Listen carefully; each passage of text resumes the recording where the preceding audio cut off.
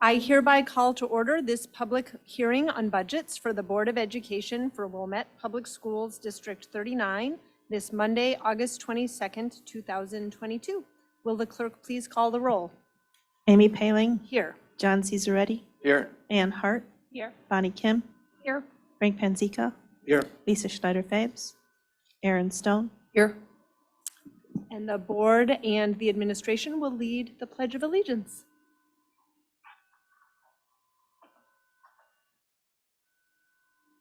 I pledge allegiance to the flag of the United States of America and to the republic for which it stands, one nation, under God, indivisible, with liberty and justice for all. Thank you. So I will turn it over to Dr. Cremascoli for the budget presentations. Thank you, and it's my pleasure to introduce Corey Boltemeyer, who will present the budgets.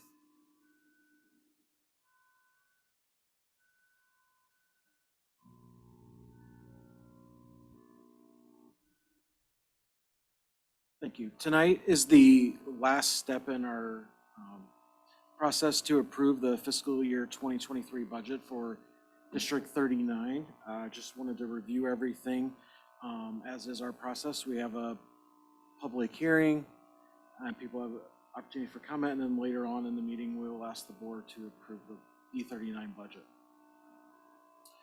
So throughout our process, there were several changes from our tentative budget back in the spring to our final budget that we're asking the board to approve tonight. Some of the bigger line items that I've listed here on this slide include state aid, the reimbursement for private facility tuition. We realized that after we confirmed with ISB that some of the high dollar private facility costs will get reimbursed in fiscal year 24, not fiscal year 23 when we're incurring them. We did see a change in replacement taxes during this previous fiscal year, and then the Illinois Department of Revenue confirmed during the month of August that was anticipated to occur again. Interest revenue, as the markets have increased, we increased interest revenue a little bit.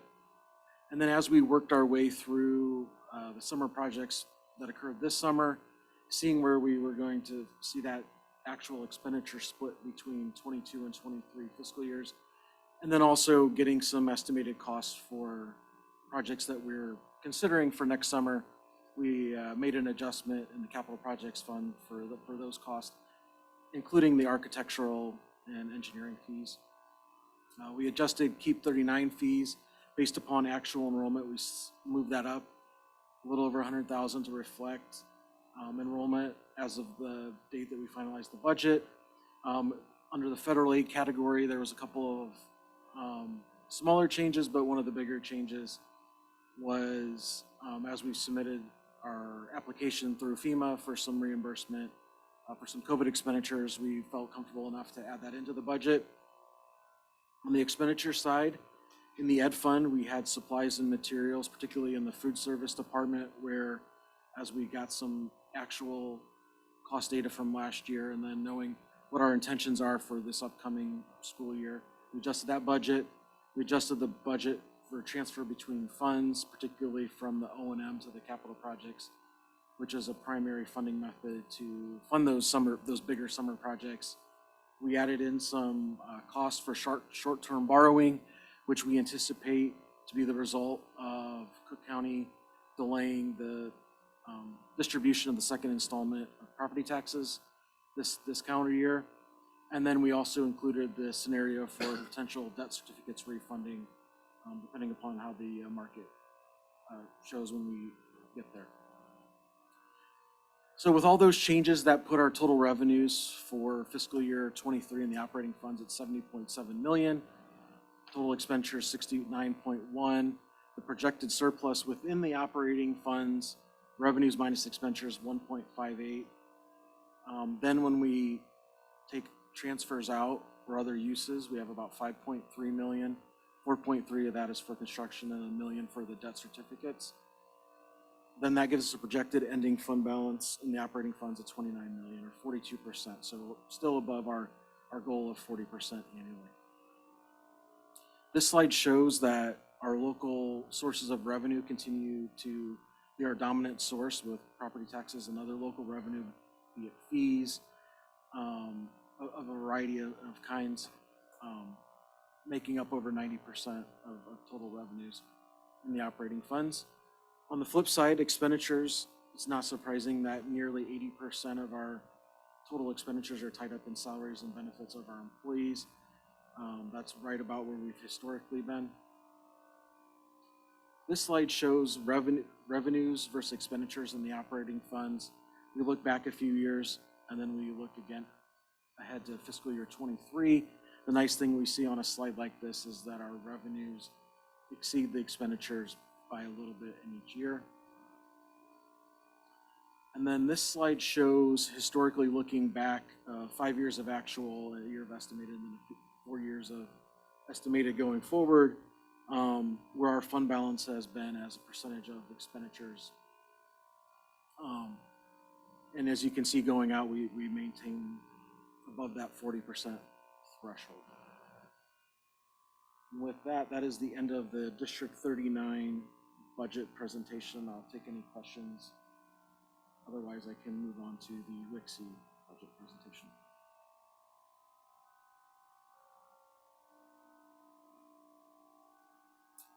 I'd say thank you, Corey. I know we've gone over this many times. Appreciate it. Thank you. All right.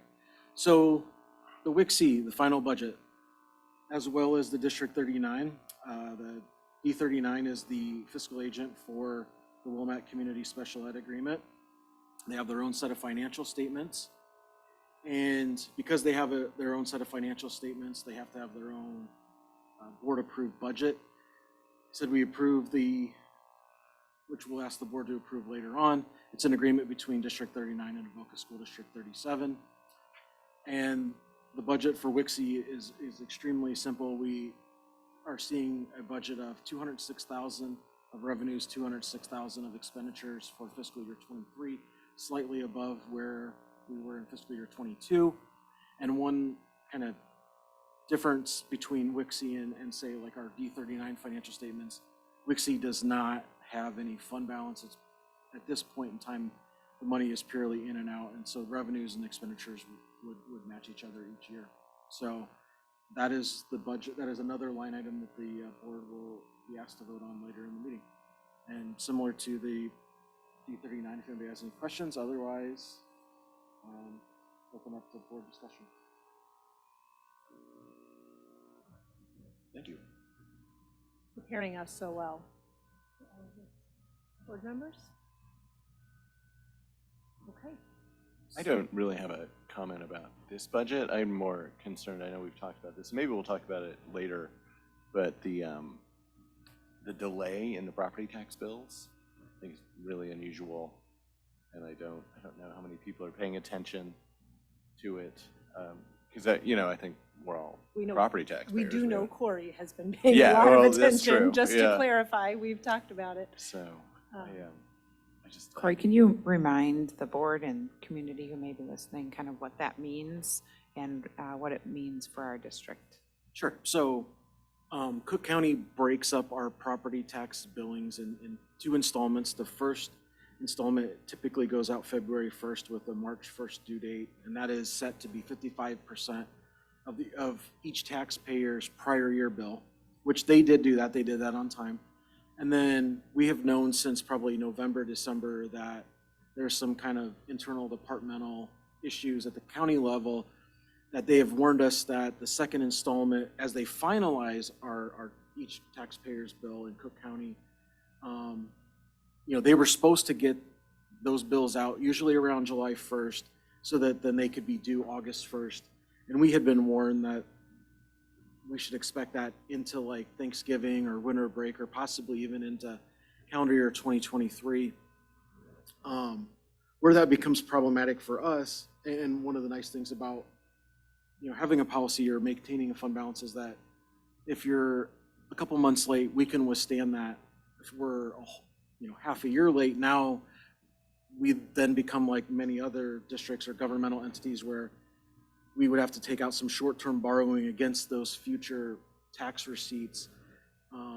I mentioned I had it in the budget. You know, there's, from my perspective, two big impacts to District 39 is if we had started to receive that money in, say, like July 15th to, probably about now, that would be the bulk of the second installment money.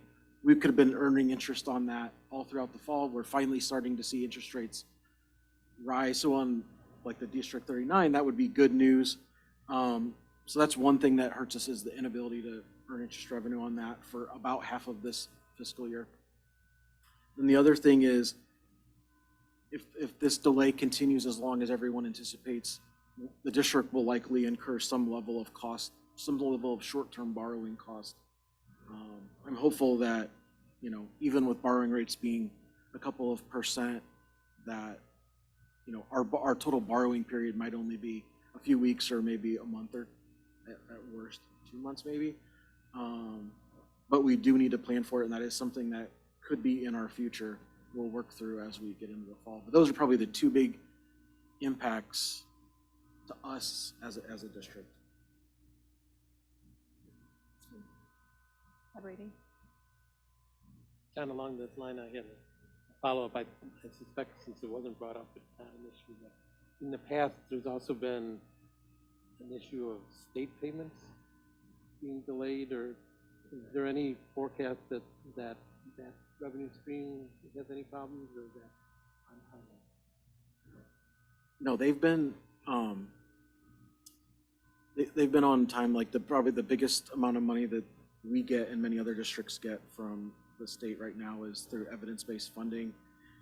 And going back, I'd say 4 or 5 years, when they switched to that model, they made it a priority in Springfield, because so many school districts rely on that money to make sure it goes out twice a month on time. There are a few other streams, like say the transportation reimbursement money that we get that's quarterly.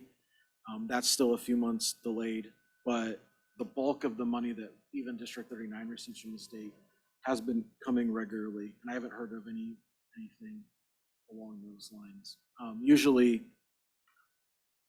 if they were going to be worried, if that was going to be a serious conversation, they would usually start with some level of proration, just so they could continue to make, quick and on-time payments, even if it was a reduced amount.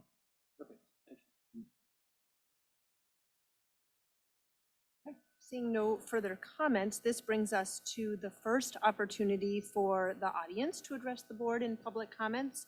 And at this point, if you'd like to speak, it would be in regards to the budget hearing. If there are any audience members that would like to speak on this topic, please stand to address the board. I would remind guests to state your name and community of residence, and by board directive, you are allowed 3 minutes to address the board. Okay, seeing none, having no further business, I request a motion to adjourn to the regular meeting of the Board of Education. I move to adjourn to the regular meeting of the Board of Education. Motion having, may I have a second? I second the motion. A little rusty. Motion having been made and seconded, all those in favor, please indicate by saying yay. Yay. Motion carried by general consent, and we are now adjourned to the regular meeting. I hereby call to order this regular meeting of the Board of Education for Wilmette Public Schools, District 39, for Monday, August 22nd, 2022. The time is 7:14. Do we need to call the roll again? I think we should do it just to be safe. I think so. Will the clerk please call the roll? Amy Paling, Here. John Ready, Here. Ann Hart, Here. Bonnie Kim, Here. Frank Panzica, Here. Lisa Schneider-Fabes, Aaron Stone. Here. And before we begin, I just want to, for our first formal meeting back, say welcome back. I know today it's just fortuitous that we meet on the very first day of students coming back. And I know from the pictures on the district's website, it was incredibly joyful. And so I want to wish everyone a wonderful, meaningful, rich school year. And I want to thank all of the people who worked all summer to get us here. While families were off enjoying summer, I know there were many, many faculty and staff and administration who worked to get us ready to the start of the school year. So thanks to everyone for that. Looking forward to the year ahead. I seek a motion to approve the minutes of the June 13th, 2022 regular and executive session meetings. I move to approve the minutes of the June 13th, 2022 regular and executive session meetings. May I have a second? Second. The motion has been made and seconded. Board members, are there any comments, errors, or omissions to the minutes? Okay, all those in favor, please indicate by saying yay. Yay. Yay. Motion carries by general consent. So this brings us to an opportunity for the public to address the board on any topic. Are there any audience members that would like to speak? If so, please stand to address the board. I would remind guests to state your name and community of residence, and by board directive, you are allowed 3 minutes to address the board, or 1 minute if you have previously spoken.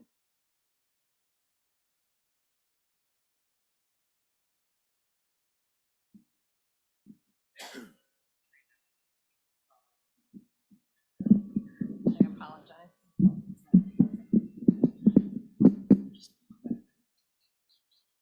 Oh, okay. Hello all. I want to thank you for your service to our community. My name is Mary Rita Kropp. I am a resident of Wilmette. I'm a homeowner and the parent of 3 former District 39 students and one of the building paraprofessionals at Ramona School. I have worked in the district since 2011. I love living in Wilmette and working in our great schools. The district has earned its stellar reputation through the hard work of committed stakeholders. You, the board, representing parents, that has, over the years, hired capable, forward-thinking administrators who, in turn, have hired amazing and dedicated teachers and support staff. And we all do our part in service of one goal, creating the best possible teaching environment to nurture our kids. We are dedicated to making students feel safe, secure, and ready to learn. And our outcomes reflect the success of our shared mission. Over the past few years, we have navigated the pandemic with all of these stakeholders stepping up and doing their respective parts. I'm proud that we remained open when many districts were fully remote. For teachers and support staff, however, doing our parts meant becoming frontline workers. It meant facing uncertainty and risk with professionalism and continuing to provide that excellent learning environment. It meant dealing with the worries and concerns of our vulnerable family members. For custodians, tech people, secretaries, cooks, and paraprofessionals, it meant either a lot of additional duties or completely shifting the focus of our efforts. We didn't have to pivot back to remote learning, but we were constantly flexible in the face of changing conditions and protocols. While you all seated here guided this mission with your decisions, we are the boots on the ground getting it done. We have heard in many meetings, trainings, and speeches that we are the backbone of D39. And while we appreciate the kind words, I'm here to tell you this backbone is hurting. Unfortunately, in our society, the people on the front lines who work with children are not valued in the same way that workers in other sectors are valued. Much lip service is paid to the sacred mission of nurturing kids, and although we are fingerprinted, background checked, and professionally developed, we are not paid a competitive wage. The work we do in our schools serves to enrich our district through consistently high property values, yielding a healthy tax base. The financial health of our district is strong. Yet the backbone, the frontline workers, are suffering. Inflation has eaten away at our income. We have 6 empty custodian positions. Those who remain are working too much to cover what is missing. We have had scores of paras resign. Our neighboring districts have starting wages $3 per hour above ours. New Trier's board proudly proclaimed last November, raising the starting wages of nearly all their workers to $19 or $20 per hour. They acknowledge the difficulty of hiring so sorry. candidates when neighboring districts and businesses offered more. I Our district needs I to have get to out of the interrupt. I'm antiquated so thinking that sorry. pays small wages to frontline professionals who work with small children. Quality workers cost money, and if you don't pay them, they will go I'm elsewhere. so sorry. It's just a terrible position to be in. But if somebody has more to say, we do have another period later in the meeting where you're welcome to address the board for another minute. But thank you very much. Anybody else?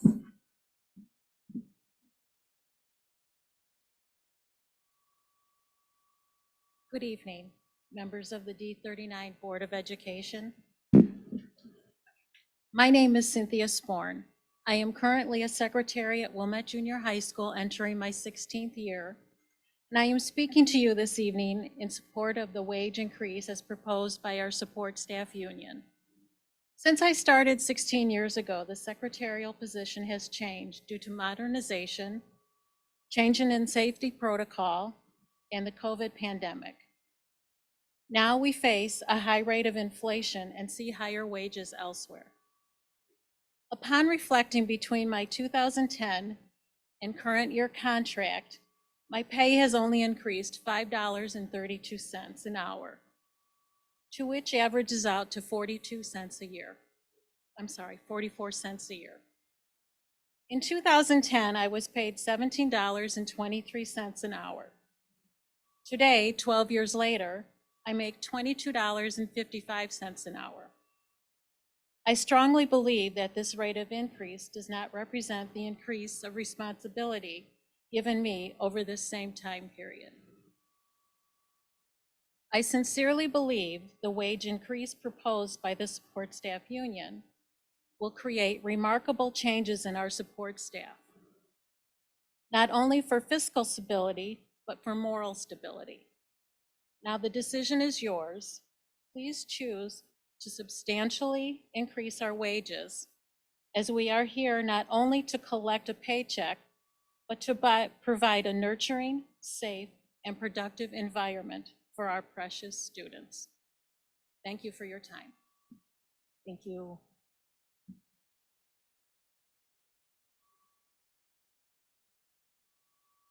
Good evening. My name is Anna Gianni. I'm currently a secretary at Wilmette Junior High School and have been at this position for less than a year. I make $18.16 an hour. In my very short time in D39, I have learned so much from the current support staff. Members from every school go out of their way to answer my questions or offer a helping hand while I am still learning my new position. When I was hired, I assumed my wage reflected my newness and my experience level, and I accepted that, understanding that as I grew professionally in my position, my wage would reflect my experience and time put in the district. Over the past few months, I've learned that does not seem to be the case. Dedicated veteran employees who have been with the district 5, 10, or even 15 plus years make very little more, or in some cases less, than I do. Because of this low hourly wage, I do need to maintain a second job, in addition to this position and D39. It's difficult to give 100% at this position when I have to work 2 jobs just to make ends meet. I thought that when I accepted this job in such a prestigious district, such as D39, I wouldn't have to string together 12, 14-hour days just to earn a livable wage. Personally, a wage increase for me would mean more time devoted to this job, which I want to grow and thrive in, and more time spent with my family and my friends, and taking care of myself and my mental well-being. Thank you for your time. Thank you.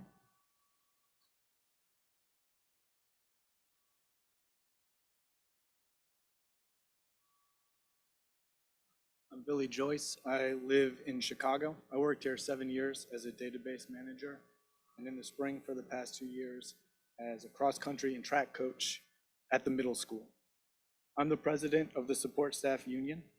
In 2015, when I came to the district, the board had just granted salary adjustments to nurses and technology positions. That gave Wilmette the edge against my employer at the time, but that edge has eroded for all support staff positions. In Wilmette, every parapro and cook makes under $33,000 a year last year. 79% of our members made less than $41,000, which is the amount that the Economic Policy Institute says that an adult with no kids needs to earn in order to have an adequate standard of living in Cook County. There are 190 support staff positions, and since September 2017, there have been more than 200 resignations from those positions. Our last computer support technician at the junior high left Wilmette for a higher paying job and more opportunity at another school district. He responded to a survey I sent to members in June. He wrote, "I work in a construction after my day job. I work the second job to maintain my lifestyle for myself and my wife. That's not unusual. More than 25% of our members leave school after working a full day here and travel to a second job during the school year. One of those people is the head custodian at Central School. He's at his second job now, so he asked me to read his letter." He writes, "My name is Jose Malagon. I've worked in the district for more than 17 years. I started as a night custodian at the junior high in 2005. I became the head custodian at Central Elementary a year later. I started working at District 96 Killdeer Public Schools in May of 2017 as a night custodian. I get paid more money as a regular night custodian at Killdeer than as a head custodian for 17 plus years in District 39. Some of my colleagues have left this school district to work as custodians at other school districts because of the pay. If we get a fair increase here, I may be able to stop my second job. I would be able to work more overtime in District 39 and spend more time with my family. Thank you, Jose M. Here in Wilmette, I've known engaged parents and community members, industrious student athletes, and effective, committed administrators, not to mention the dynamic teachers and unfaltering support staff. This is a special place to work. We are asking for a salary adjustment during an acutely painful time for wage workers. Our normal 2 to 4% raises won't ease the pain of this economic moment. Please make wages for essential support staff competitive with low-skill jobs so that the turnover can be stemmed and key personnel can be retained." Thank you.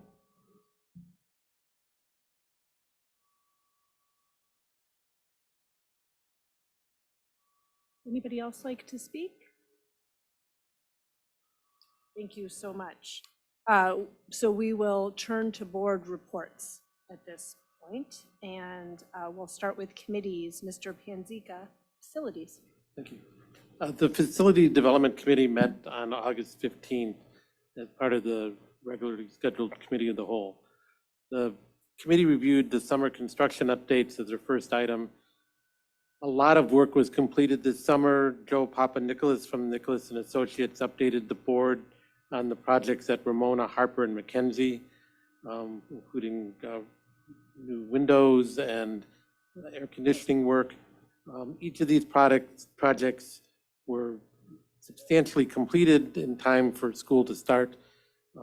Minor little details were left except for one item, and that was the chiller at McKenzie for the air conditioning. With lots of supply chain issues, they had a date that was early enough that it would have been completed. They got a new date at our meeting only a week ago. We had a projected date in September, and already the date's moved out to October. So they're working on that.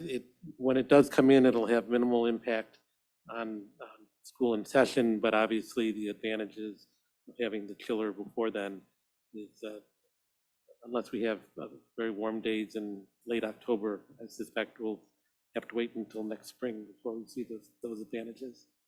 The committee then heard an update on construction project proposals for next summer and beyond.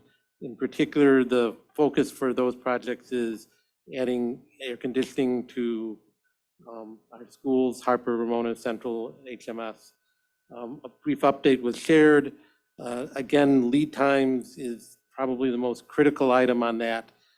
So while we're working through what the estimates are and funding, we also have a parallel track to put in, once we have definitive plans for what equipment might be needed, to put in placeholders for ordering the equipment to get as much advance on the lead times as possible.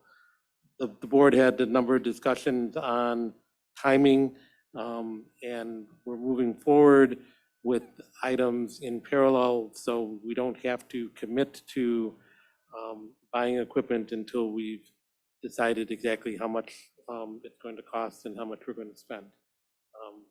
So that was the update for the summer and for next year. Thank you. Great. Mr. Cesaretti, School Finance. Thank you, President Paling. School Finance Committee met on August 15th as part of the Committee of the Whole. The board reviewed the District 39 fiscal year 2023 final budget, as well as the Wilmette Community Special Ed Agreement, WICSE, fiscal year 2023 final budget.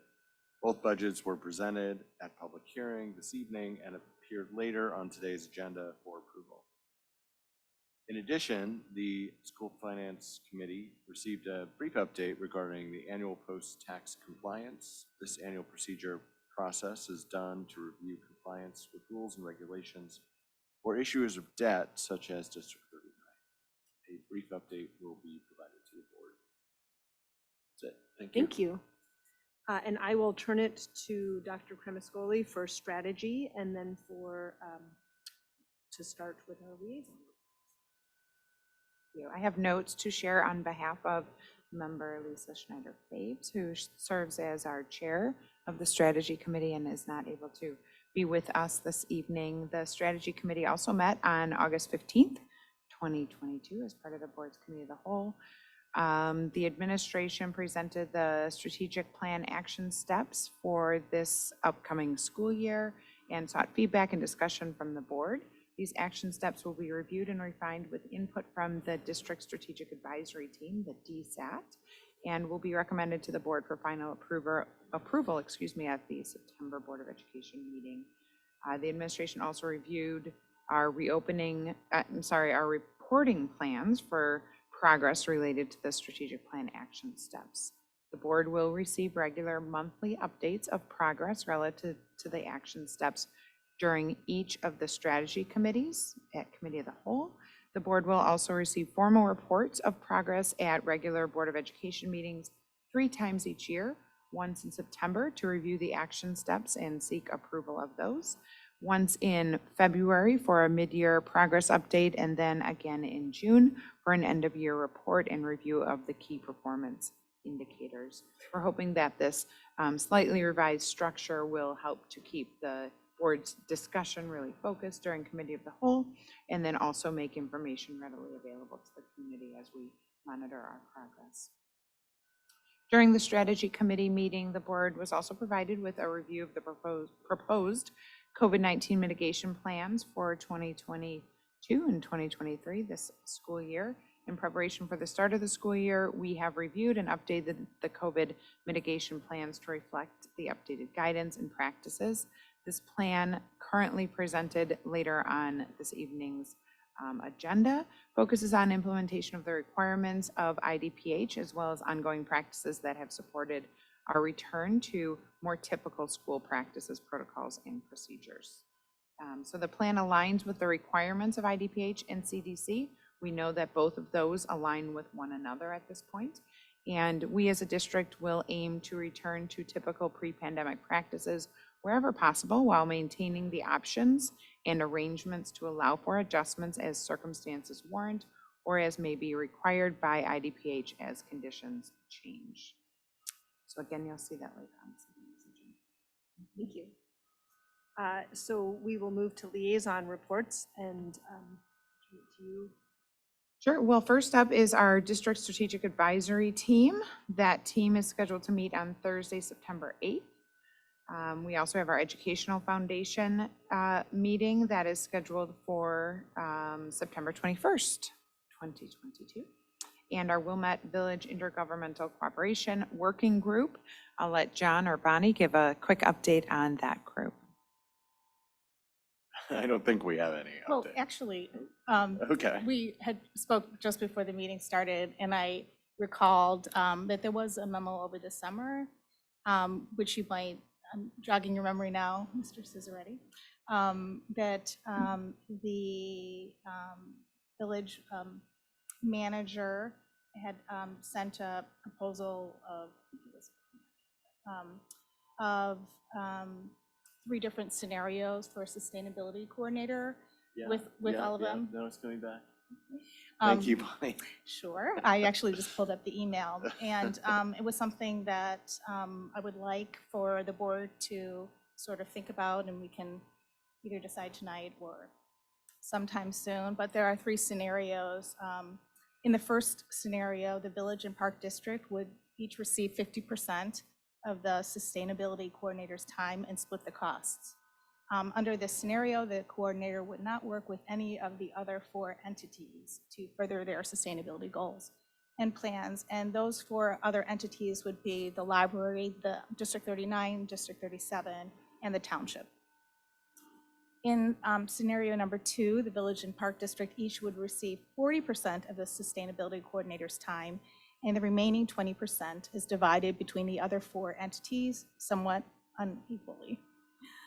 Exact percentages borne by each government entity would be open to discussion, and they sort of have an explanation of the allocation here. And then they say that in scenario number 2, District 39 would receive 7.5% of the share of the coordinator, and that is, let's see, 156 hours. And that would cost us $7,261 per year.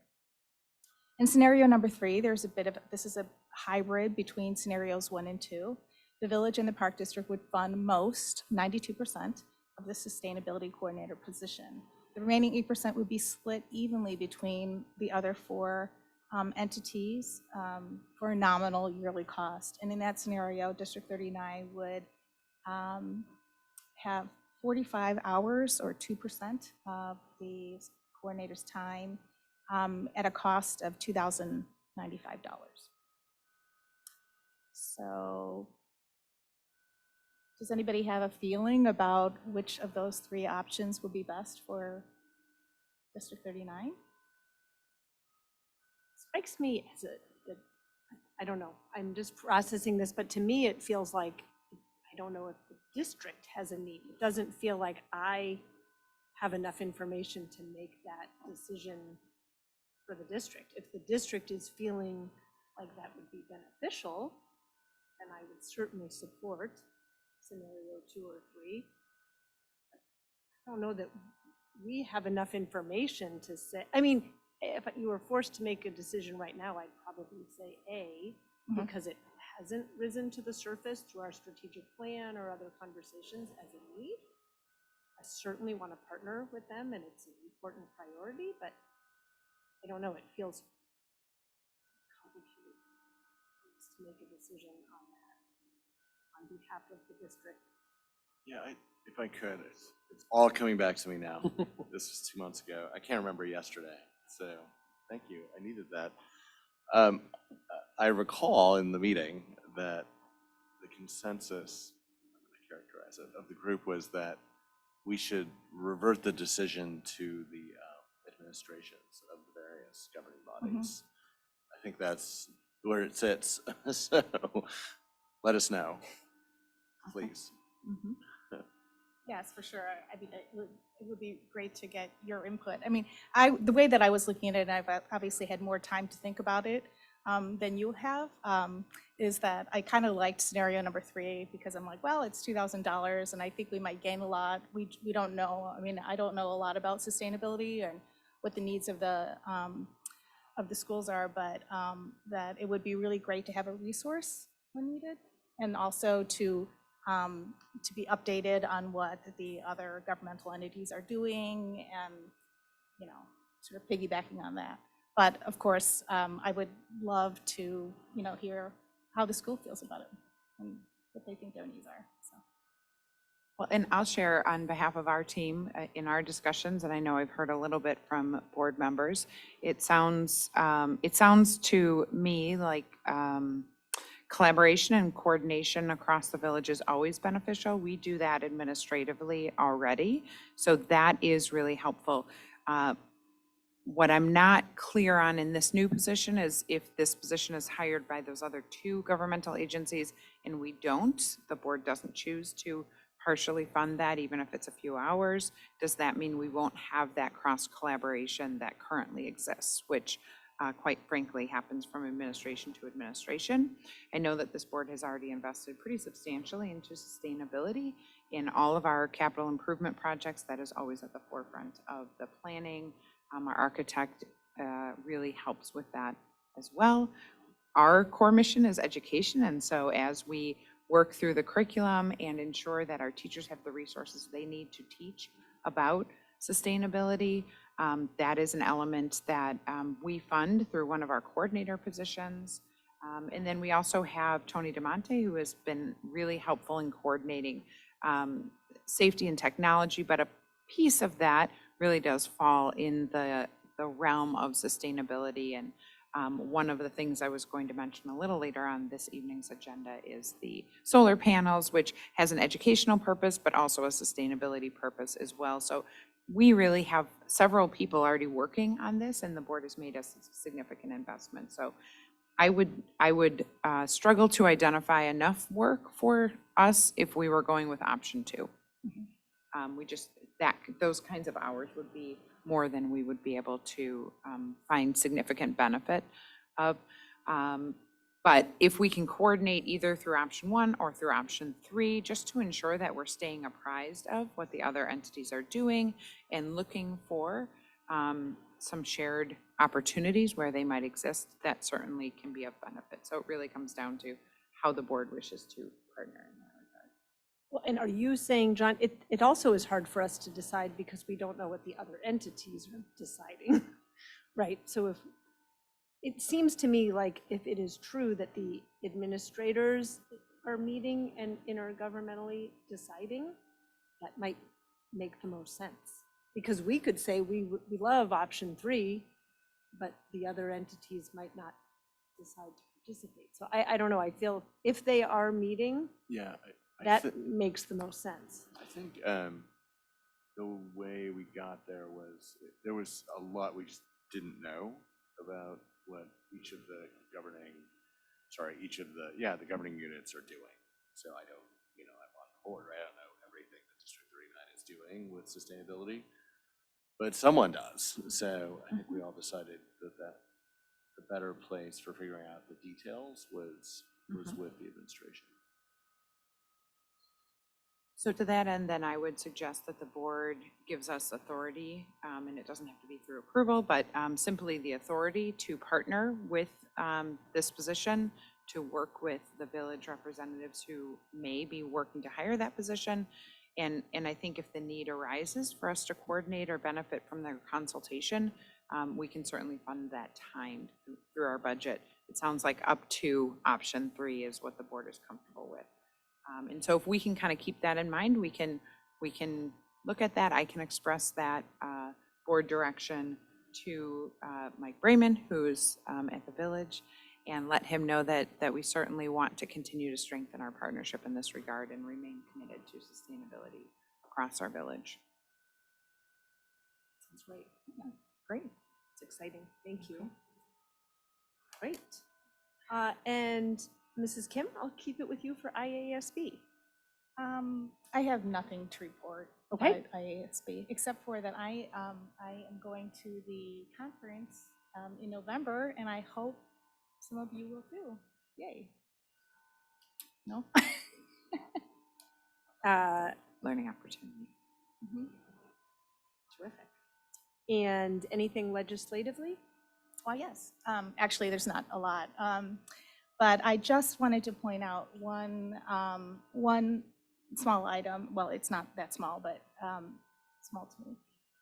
In July, the Department of Education's Office for Civil Rights and Office of Special Education and Rehabilitative Services released new guidance intended to help public elementary and secondary schools fulfill their responsibilities to meet the needs of students with disabilities and avoid the discriminatory use of student discipline.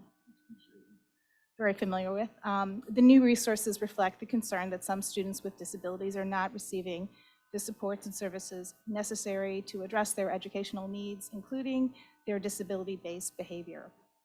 The resources include an intensive report on supporting students with disabilities and avoiding discriminatory use of student discipline under Section 504 of the Rehabilitation Act and help addressing the needs of children with disabilities and the Individuals with Disabilities Education Act's discipline provisions.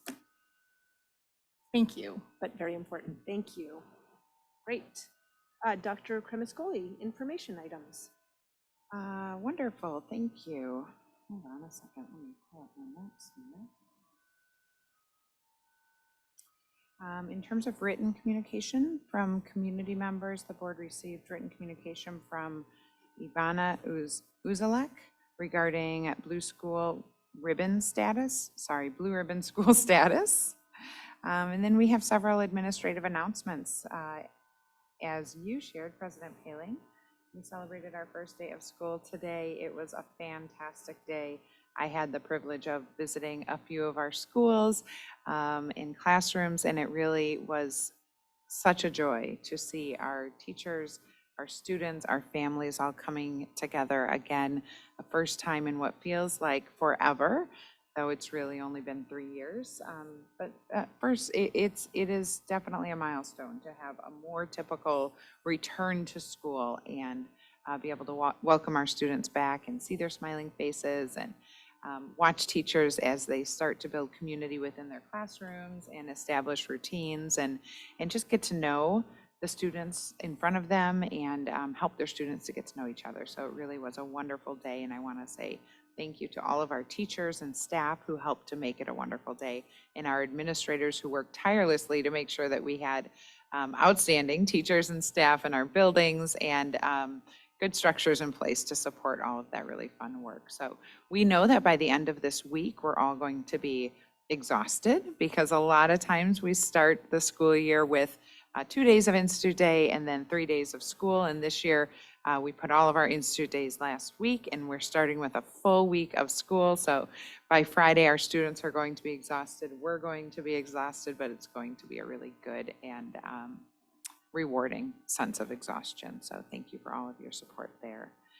In terms of Institute Days and pre-service training, last week we had a jam-packed week. We were excited to welcome our new faculty to the district for new teacher orientation on Monday, Tuesday, and Wednesday. We have some really outstanding new teachers and specialists joining our district this year. I've been so impressed by their knowledge, training, and experience, as well as their enthusiasm for their work. They've just been really wonderful additions all the way through to our all-staff welcome on Thursday. They certainly made their presence known, and it was just really wonderful to have them. We do have a new member of our team who's here this evening, Catherine McCow. If you could stand up and maybe approach the podium so we can introduce you to our community as a new administrator here for us. We're very fortunate to have so many of our administrators returning this year. Thank you, thank you, thank you. But we're really fortunate to have an outstanding new administrator joining us as well. Catherine is our new assistant principal at Central School and joins us from the Chicago Public Schools with a lot of great experience, but also just a wonderful perspective on the work that we're doing. So Catherine, would you introduce yourself? Hi, I'm Catherine McCow. I'm really excited to join District 39 in the Central School community and thrilled to work alongside Becky Littman and the rest of the Central staff and teachers. So thank you. Thank you. Welcome, thanks. Welcome, welcome. Thanks for being here. So that led us into Wednesday. We welcomed back all of our paraprofessional staff and did a day full of training for them. That was wonderful. On Thursday, then we hosted our all-staff Institute Day, which really was a joyful reunion, just as it was for our students and teachers today. This was the first time in 3 years that we've been able to have all staff together inside of one facility, looking out over the sea of blue shirts and joyful smiles. It was just really, really neat and quite frankly, a little overwhelming for many of us to see that we had arrived at this moment where we could all be together again and celebrate our successes and our struggles too, and recognize this important moment as we move forward. So our teachers and staff had Institute Days on Thursday and Friday, and then we returned for school today. So we're looking forward to a great week ahead. Summer construction, I think we have reviewed that pretty thoroughly, but we really celebrate a successful completion of summer construction projects and want to thank all of the dedicated support staff, maintenance, and custodial teams who worked tirelessly this summer to support myriad building projects, deep cleaning, building preparations. Thank you, thank you, thank you. Huge work accomplished this summer, and our buildings really were sparkling today before our students arrived, so it was a great way to welcome our students. In terms of our COVID planning, the board was presented with our draft COVID plan for the year, and as has been shared, our focus really is a return to pre-pandemic protocol wherever possible, while incorporating some of the important learning that we have benefited from throughout the pandemic. So our plan is streamlined to reflect the most important and required elements from the IDPH and the CDC. The plan is posted right now on the board docs, and we're really looking forward to the year ahead. We know that we have the flexibility to make adjustments as needed, as required, and yet we also know that we're really excited to be at this moment where we're back to more typical protocols. So I welcome any questions or comments from the board in that regard. Okay, well, thank you then. We'll make sure and share that out to the rest of our family and communities as well. I mentioned, as we were talking about sustainability, mentioned the solar panels and installations happening at our schools. We're excited to install a small array of solar panels at Central, Harper, McKenzie, Ramona, and WJHS this fall. Highcrest does already have solar panels for educational purposes. So these panels, again, are for educational purposes related to alternative energy and sustainability, while also providing the added benefit of generating energy for our schools.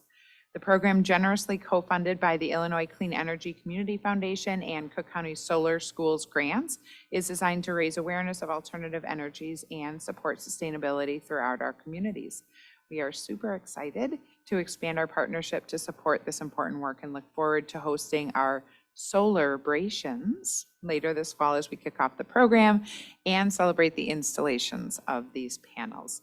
Our next step in the process does involve the Village Zoning Commission.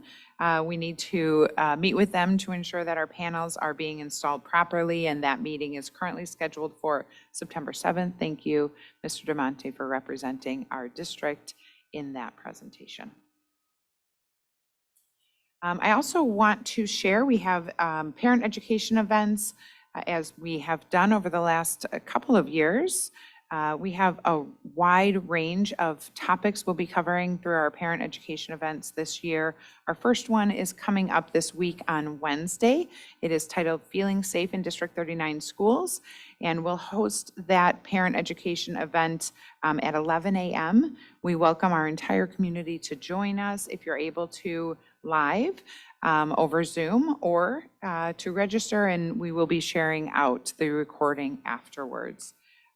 The event is a joint event with District 39 representatives, the Wilmette Police Department, Family Service, and Family Service Center for a discussion on safety and security in light of recent events and within our schools. The presentation will be about 30 minutes, and we're planning for some Q&A afterwards as well. So thank you again to Tony for helping with that, to coordinate those, and to Kelly Jackson, who also helps to ensure that our family engagement continues to be vibrant here in District 39. We do have several Freedom of Information Act requests. We always post those and announce those at these meetings as is required, and so I'll read through what those are.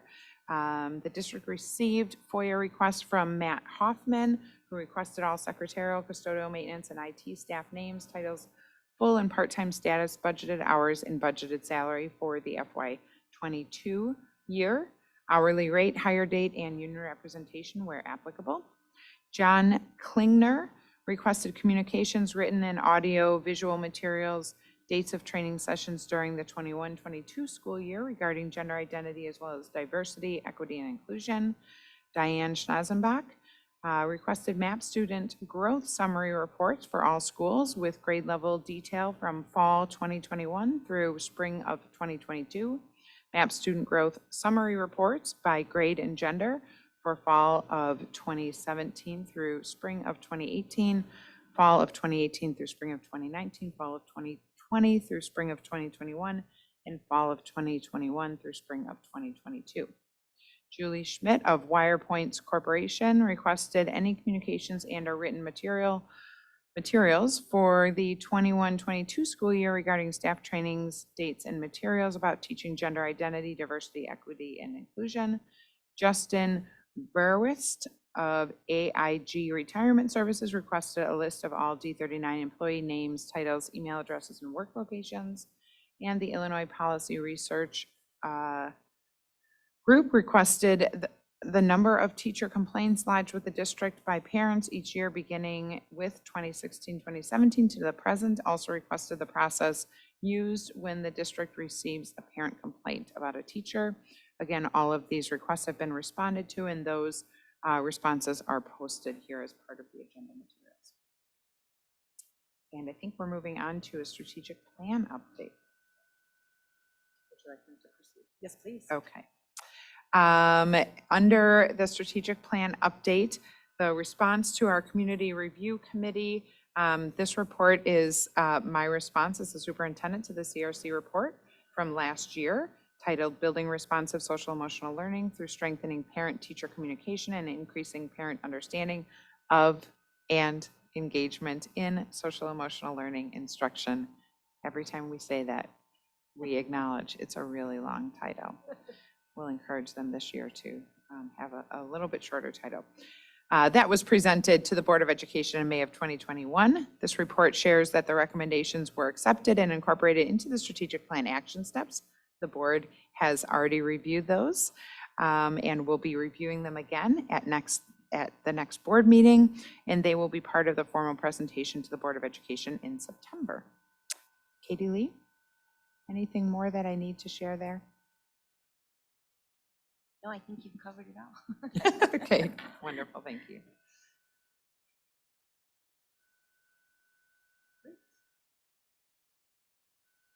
Move to annual business, starting with an enrollment update. Annual business enrollment update. Dr. Gulacki. Thank you. This update is a reflection of where we left off last spring and the progress we made throughout the summer. A couple of things to note and highlight. We added 2 sections of first grade, one at Mackenzie School and one at Ramona School. And we lost a section of first grade at Harper. We had planned for 4 and enrollment did not, we actually lost a few more students than we had expected. And so we made those adjustments accordingly. We watch enrollment weekly. We discuss it administratively and then make decisions as a result of that. During the committee of the whole conversation last week, a question was raised about how many of our kindergarten students are actually participating in our enrichment program. And so I added that into the report for this year, and we are approximately at about 91% of our kindergarten students also participating in our enrichment program, which is better than what we had projected when in the early stages of our planning. We had aimed to be about 80%, and so this is better than we had even hoped for, so that's good news. Questions? Thank you for this report. It's always good to see that our schools are maintaining their enrollment. What were the FTEs for last year? FTE last year for homerooms was 148.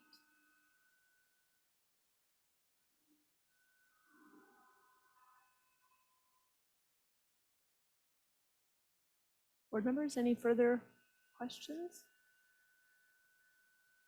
Okay, thank you so much for preparing and sharing that. The administrator and teacher salary and benefits report. Thank you. As is required, the annual report detailing salary and benefits of administrators and teachers is presented to the board this evening. This information is also posted on the District 39 website as is required. Any questions? Annual tax compliance? Annually, our business manager, Corey Voltemeyer, reviews the district's contracts and records to determine that the tax advantage obligations comply with the applicable federal tax requirements. So this, again, is an annual requirement. Mr. Voltemeyer? That's pretty much it. Excellent. Thank you. Okay, so then we move on to board policy review. Yes. As the board has directed, we have been, by we, I really mean, Dr. Glowacki has been working really, really hard with some input from all of us on reviewing and updating the policies and making recommendations to the board. And again, our aim here is to review and update our policies in alignment with press wherever seems reasonable. And so we are presenting for first reading several Board of Education policies this evening. These suggested revisions have been reviewed also by our board's attorney as well. We will have additional updates forthcoming with our goal of having everything updated in alignment with press by the time we get to this winter. No, I had a few questions. Maybe I'll just jump in and then see if anybody else does. A few of mine are just tiny typos, so I don't know if that's best to just email. If they're just typos, Okay. yeah, please email us and we'll just Okay. make sure to get those I will do that. corrected. I had a question about the anaphylaxis section 7:285. The first sentence, I believe, says school attendance may increase a student's risk of exposure to allergens that could trigger anaphylaxis. I guess I was just wondering, as a person with allergies and two children with allergies, is that true? Is that a required statement? Does school attendance increase? And I don't know. To me, that just struck me as an unusual sentence for the opening of the policy. I can check to see if it is a required statement, but so as a mom living this world, I look at it as though there are some things that I don't have in my home because of the allergies that exist in my children that will be present in schools. Right. And so therefore It does increase. it does. Okay. That was my interpretation Sure. in reviewing that. That's true. And that makes sense, and it's perfectly fine to include. I agree. I think it's just an acknowledgement that that is in fact the case. Okay, As hard as we try to reduce those risks. right. That's sort of where I was thinking. That is great. I think that was my only question of substance. Other board members?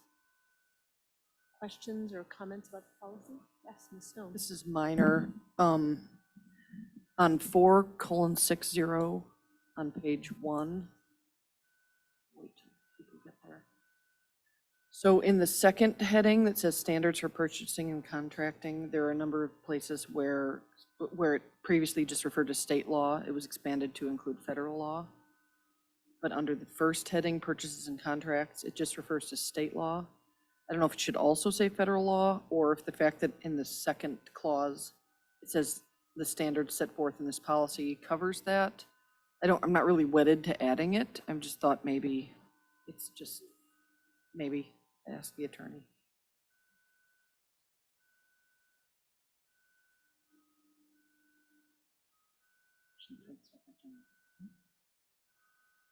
Was that it? That was it. Okay. I had a typo too, but I'll email that. Okay. Anyone else? Okay.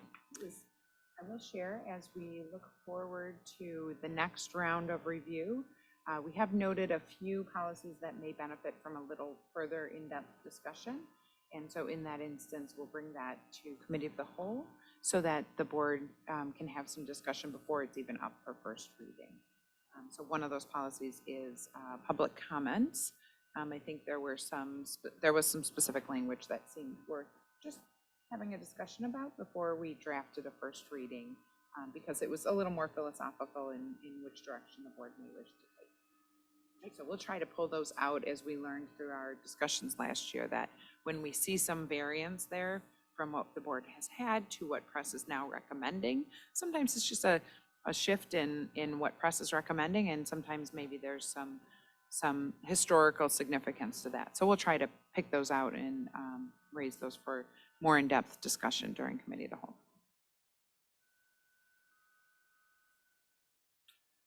Okay, this brings us to another opportunity for the public to address the board on any topic. Are there any audience members who would like to speak? We will continue with our agenda, which is the consent agenda. Are there any items the board would like pulled from the consent agenda? Okay, Ms. Stone, please proceed with the motions. I move to approve the personnel report dated August 22nd, 2022. I move to approve the accounts payable for bills listed between June 14th, 2022 through August 22nd, 2022 in the following amounts. Educational Fund, $318,534.74. O&M Fund, $183,126.07. Transportation, $578. Capital Projects, $2,602,065, for a total all funds of $3,104,303.81. I move to approve the manual checks issued between June 14th, 2022 and August 22nd, 2022 in the following amounts. Educational Fund, $2,962,855.18. O&M Fund, $578,470.73. Debt service, $475. Transportation, $161,439.15. Capital projects, $1,826,644.48. Tort, $121,361, for a total all funds of $5,651,245.54. I move to approve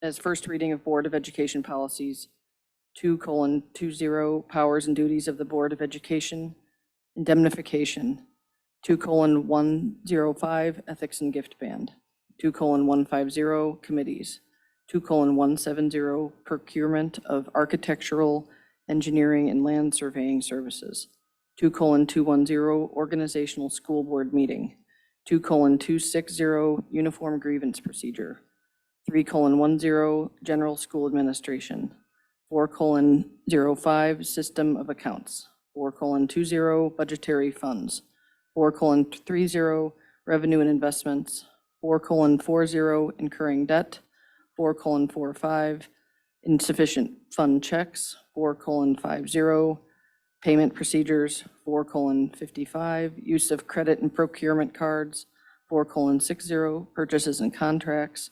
4:70 resource conservation, 4:80 accounting and audits, 4:90 school activity and fiduciary funds, 4:165 awareness and prevention of child sexual abuse and grooming behaviors, 4:180 pandemic preparedness, management and recovery, and 7:285 anaphylaxis prevention, response, and management program. May I have a second? Second. The motion has been moved and seconded. Would the clerk please call the roll? John Cesaretti, Yes. Ann Hart, Yes. Bonnie Kim, Yes. Frank Panzica, Yes. Aaron Stone, Yes. Amy Paling. Yes. Okay, motion's approved. I need a motion to approve the D39 fiscal year 23 budget. I move to adopt the annual budget for Wilmette Public Schools, Cook County District 39, as presented in the report, reflecting all anticipated revenues and expenditures for a period extending from July 1st, 2022 through June 30th, 2023. May I have a second? Second. The motion has been moved and seconded. Would the clerk please call the roll?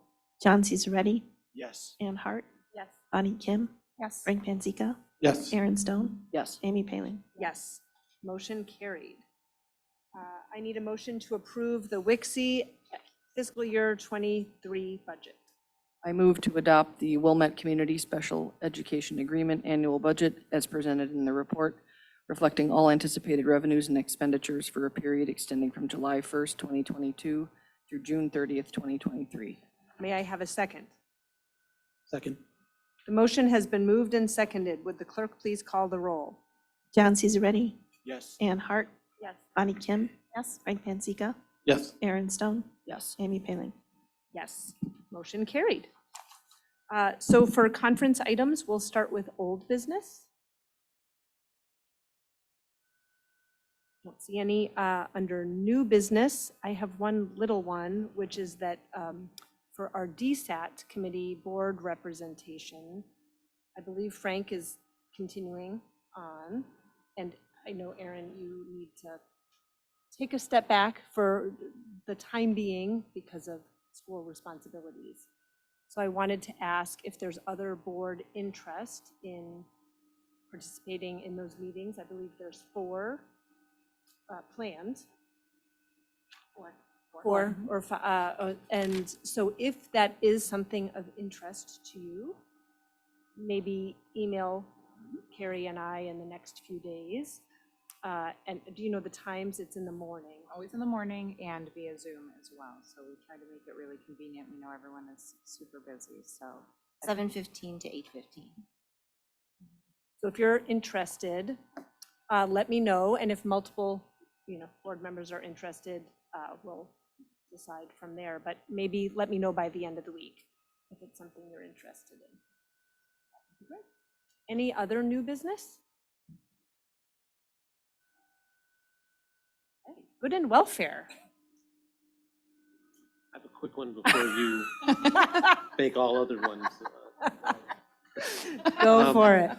So I just noticed in the revised date for retirement, as we used to call him, Mr. Shana, the head custodian, Mackenzie, is a fixture there, and I'm glad to see the date is still fairly far in the future.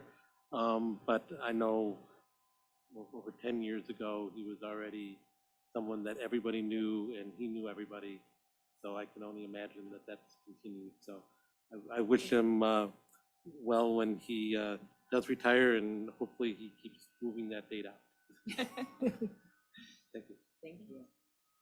I have something in a second, but building off of that, I can just imagine, I just remember all the high fives in the halls at Mackenzie.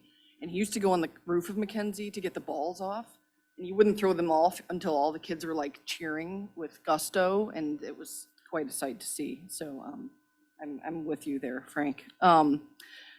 So there was a weekday in July. I was at the Jewel on Green Bay Road when it opened. And there weren't a lot of people there, and the store was kind of getting going, and there was, some things I needed, and there was a man there, and he needed something. So he and I started chatting, and he asked me why I was there, and I asked him why he was there, and so he said he was there because he needed to buy a lighter in order to light some equipment. And I said, "Oh, where do you work?" He said he was working on the construction project over at Mackenzie, which was exciting. And then that got me thinking. I was thinking about it all day, about just that process of lighting a fire and extending that across the work that everybody in the district does. And I thought about, people who light the proverbial lamp of learning, people who are sparking curiosity and joy, and the faces of the children are literally lighting up. And I thought about another kind of light or lighter, which is that I think that kids today are navigating childhood with more difficulty than in previous time periods, and just the appreciation for the social emotional learning that goes on in our district, and just the tools that so many people are equipping our kids with to make their emotional loads lighter. So I started thinking about all that, and just thinking about how I am just so thankful for the work that everybody does every day to bring all of that to pass. So that was.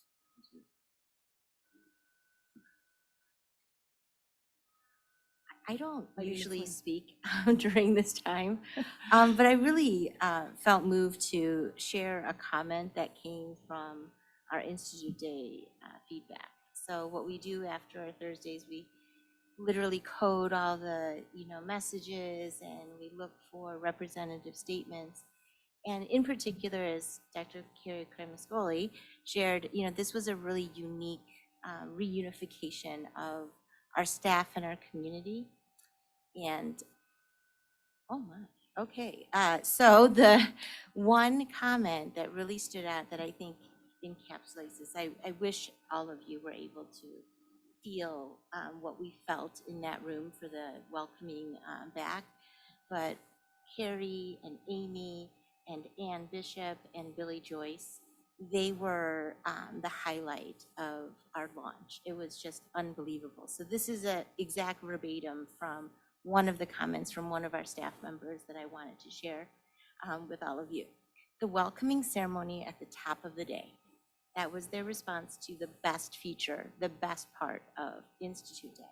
They said the presenters were heartfelt, warm, genuine, and vulnerable, and it made me feel grateful to return to a great district. So as part of this, I just wanted to say thank you on behalf of the staff.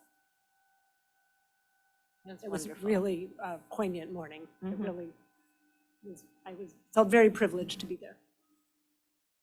It really was. And those who were there know that I was tearing up then too, and I don't typically. It was especially moving to see everyone together, and the speeches from each and every person were really meaningful and heartfelt, and I think served to unify all of us. Just really, really impressive. So thank you to everyone who supported the event, those who spoke and those who helped out in all the other ways that are important to such a big event for our district. Thanks for sharing that comment. Okay. At this point, I seek a motion to adjourn this regular Board of Education meeting. I move to adjourn this regular Board of Education meeting. May I have a second? Second. Will the clerk please call the roll?